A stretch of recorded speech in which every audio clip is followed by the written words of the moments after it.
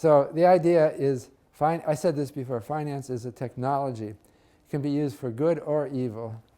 It has a tendency for successful practitioners to start attracting a lot of money. But that doesn't mean that you can't be a moral and ethical person in finance. So one thing I note in giving talks around the world, that when you go to poor countries and give a talk, they are intrinsically interested in finance because people today recognize that financial markets are part of economic success.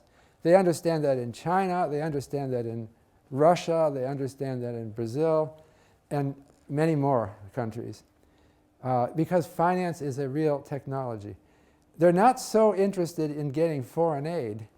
They don't need foreign aid. They just need the right principles, and the wealth will appear on its own. So this is not a course about how you can lead a rich and self-indulgent life. It's a course that involves some moral purpose. Andrew Carnegie was one of the richest men in America.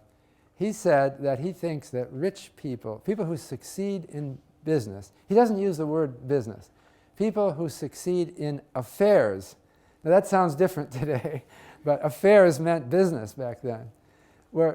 People who succeed are people with a natural, practical talent. And the business world selects for people with this natural talent. And so when they make a lot of money, it is their obligation to give it away for the benefit of society and not to their useless children or spoiled children. Moreover, Andrew Carnegie said, you can hear him say this, he said that you should give it away while you are still young, because you've amassed all this wealth. What's going to happen to it? It's absurd, the story that happens. Young people make a lot of money when their talents are at their strongest. Then they get old, and they don't know what to do anymore. They become, either they work until they die or they become self-indulgent. And it ends up with their children. And then it ruins the children's life because now they have no purpose. They're just filthy rich. And they just squander it. So like Vanderbilt, his grandson, William Henry Vanderbilt, made huge amounts of money.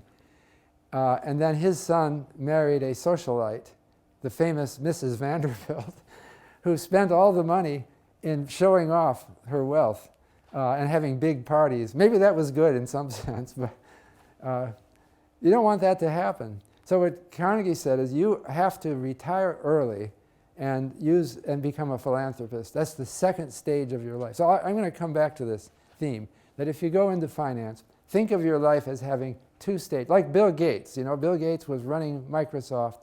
Then he retired and set up the Gates Foundation. And he's actively working on giving it away. So this is not a course, again, I repeat, not a course on, it's a course on how you can make your mark on society, but it's not a course on how to get rich.